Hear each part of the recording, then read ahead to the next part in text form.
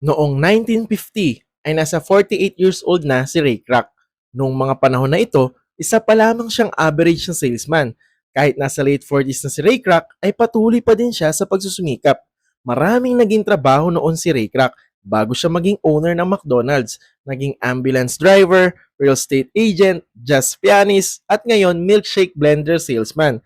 Noong mga panahon na din na yon, alam ni Ray Kroc na hindi siya yayaman sa pagtitinda lang ng milkshake blender, pero hindi pa din siya nawalan ng pag-asa.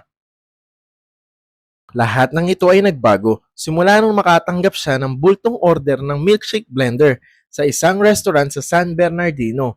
Napaisip si Ray Kroc kung bakit ang daming order ng restaurant na ito. Siguro baka nagkamali lang sila. Kaya tinawagan agad ito ni Ray Kroc para i-double check mismo sa may-ari ng restaurant kung tama nga ba ang in-order nito. Nakausap ni Ray Kroc ang isa sa mga owner ng restaurant at dito nakumpirma niya na tama ang order at pinadagdagan pa nga ito ng dalawa. Nagulat at nanibago si Ray Kroc dahil pahirapan siya makabenta ng isa sa ibang restaurant samantalang sila 8 blender ang in-order. Kaya napaisip siya, kailangan niyang puntahan ito dahil alam niyang may magandang opportunity ang naghihintay sa kanya.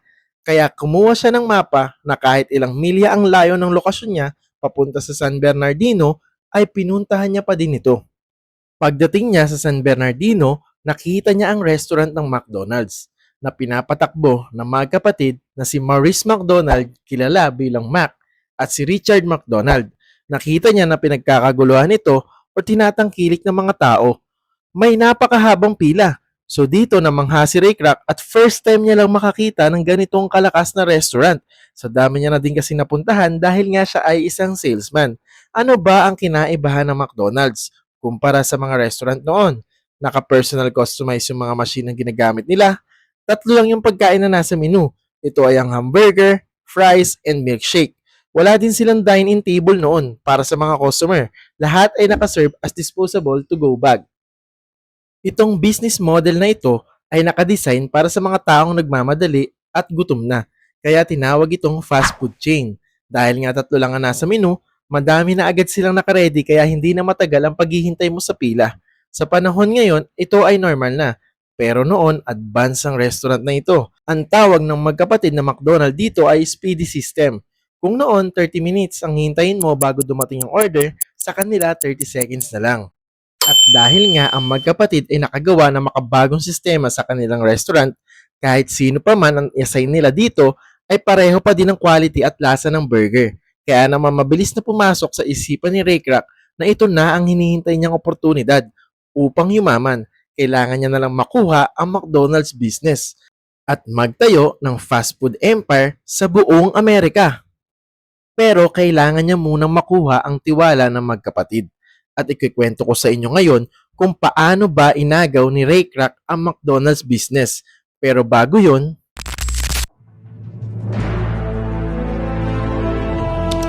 kilalanin natin ang pinagmulan ng magkapatid na McDonald. Hindi sila lumaking mayaman, ang mga magulang nila ay isang Irish immigrants na nakatira sa New Hampshire. Ang tatay nila na si Patrick ay nagtatrabaho bilang manager sa isang shoe factory para lang matustusan ang araw-araw na pangangailangan ng kanyang pamilya. And after 42 years na pagtatrabaho ng tatay nila dito, dumating sa time na matanda na ito. Hindi na din ito kaya pang magtrabaho at wala din siyang naipon. Hindi niya napaghandaan ang kanyang retirement. Kaya naman naisip ni na Mac at Richard na kailangan na nilang tumayo sa kanilang mga paa. Naghanap sila ng trabaho para kumita ng pera at makatulong sa kanilang pamilya. Dito ay nagset sila ng goal na pag dumating sila ng 50 years old, dapat milyonaryo na sila.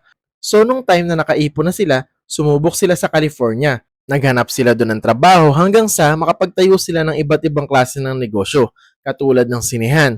Kaso hindi sila naging successful dito. Napakahirap ng sinapit ng McDonald Brothers noong mga time na ito dahil walang taong bumibili ng ticket sa kanilang sinehan dahil nga nitong The Great Depression. Ang binibili lang ng mga tao nitong time na ito ay yung mga essentials lang. If kaya mo makabili ng bahay, sasakyan at mga gamit ay napakaswerte mo na. Kaya napilitan magsara ang magkapatid at naisip nila gamitin yung natitira nilang ipon upang sumubok ulit ng panibagong negosyo. Ano ba ang kailangan bilhin ng tao kahit na naghihirap pa ito? Siyempre pagkain. Kaya nagtayo sila ng isang restaurant. Pero iba pa ang sistema noon. Meron silang waiter na magdi-deliver ng order sa sasakyan ng customer. Sa patuloy na pagpapatakbo sa restaurant nila, napansin nilang iisa lang ang paulit-ulit na ino-order ng mga customer. Ito ay ang burger. So dahil nga matalino itong magkapatid na McDonald, nagre-branding sila ng business. Naisip nila na mag-focus na lang sila sa pagtitinda ng hamburger since ito lang ang malakas na demand sa restaurant nila noon. At after ng mabilis na aksyon ng magkapatid, tinayo nila ang first ever McDonald's noong 1948. Dito nga ay pumatok ang McDonald's dahil nga dito sa speedy system, mabenta itong hamburger sa mga estudyante, taxi driver, empleyado, dahil mura na nga ito, masarap at mabilis pa ang order. Kahit nagmamadali ka, pwede ka na makakain. After lang ng isang taon, dahil sobrang naging successful itong McDonald's, nag-open pa sila ng ilang pwesto sa bawat kalapit na bayan. Nagpagawa din sila sa architect para mag-design nitong yellow arches na pwedeng takaw atensyon kahit nasa malayo ka ay mapapansin mo agad ang restaurant nila.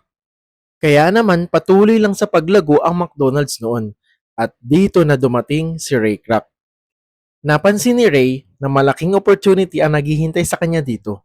Alam ni Ray Kroc na hindi magiging madali ang plano niyang agawin ang McDonald's restaurant. Hindi pwedeng basta-basta pupunta na lang siya doon at sa loob lang ng isang gabi ay makukuha niya na agad ang business.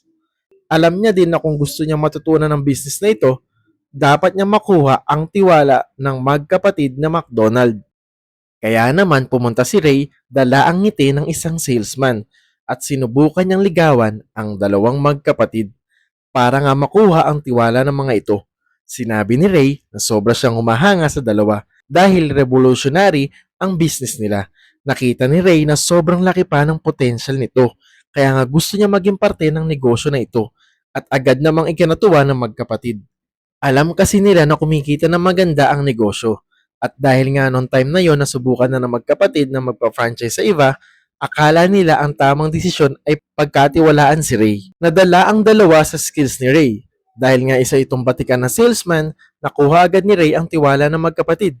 Binigyan nila ito ng 10-year master franchise agreement upang makapagpatayo siya ng McDonald's sa buong United States.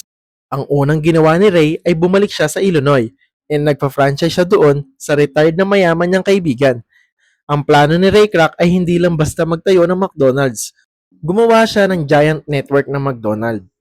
Madami sa kanya nagtiwala, kaya naman after lang sumunod ng taon, nagtayo si Ray Kroc ng McDonald's System Incorporated. Nagtayo din siya ng company na mag-aasikaso ng ibang negosyo ng McDonald's, katulad ng mag-aasikaso ng real estate deals ng McDonald's para makapagpatayo pa siya ng madaming McDonald's sa buong Amerika.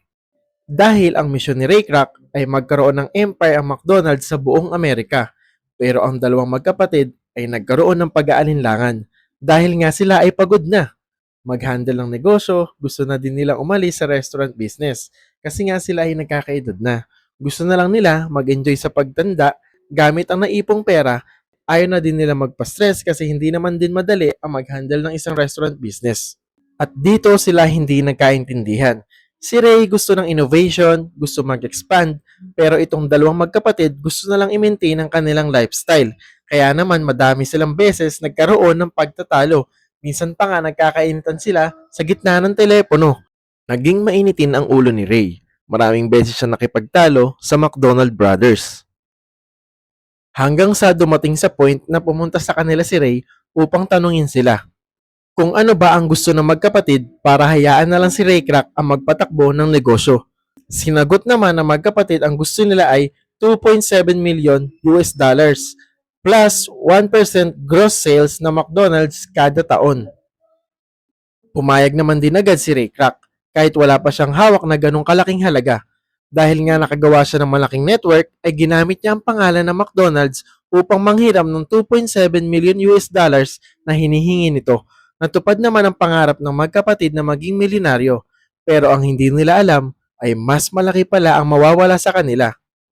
Naibigay ni Ray Kroc ng buo ang 2.7 million dollars, pero hindi niya tinupad yung 1% gross annual sales ng McDonald's. Sinabi ni Ray sa magkapatid na hindi pwedeng isama sa kasulatan yung about 1% gross sales sa kadahilan ng maapektuhan ng McDonald's sa mga future investors nito. Kaya ginawa na lang nila dito ay nag-handshake sila. Kumbaga nagtiwala na naman ang magkapatid kay Ray. At dahil nga si Ray Kroc ay man of business, hindi man of honor. Simula nung si Ray Kroc na ang 100% owner ng McDonald's, nakapag-expand na siya sa maraming locations. Natupad niya yung goal niya na gumawa ng McDonald's empire. Pero hindi pa din binayaran ni Ray yung 1% na hinihingi ng magkapatid na McDonald. Magmula nun, madami nang nagbago sa McDonald. Simula nung si Ray Kroc na ang nagpapatakbo ng kampanya. Ang magandang side, nakafocus si Ray sa growth ng kumpanya. Samantalang ang magkapatid naman ay nakafocus sa quality ng pagkain, kung papaano makapagbigay ng solid na serbisyo sa kanilang mga customer. After ng 3 years na pagpapatakbo ni Ray Kroc, na-double niya agad ang bilang ng McDonald's sa buong Amerika. Madami na nga ding improvement and innovation na nangyari. Noong 1967, doon nilabas itong Big Mac na sobrang sarap naman din talaga. Noong 1971, nagpatayo na din ng play area ang McDonald's. Kung dati more on to go lang ang marketing strategy ng McDonald's, dito nag-focus na sila sa dine-in. Target nila dito yung may family at magkakaibigan.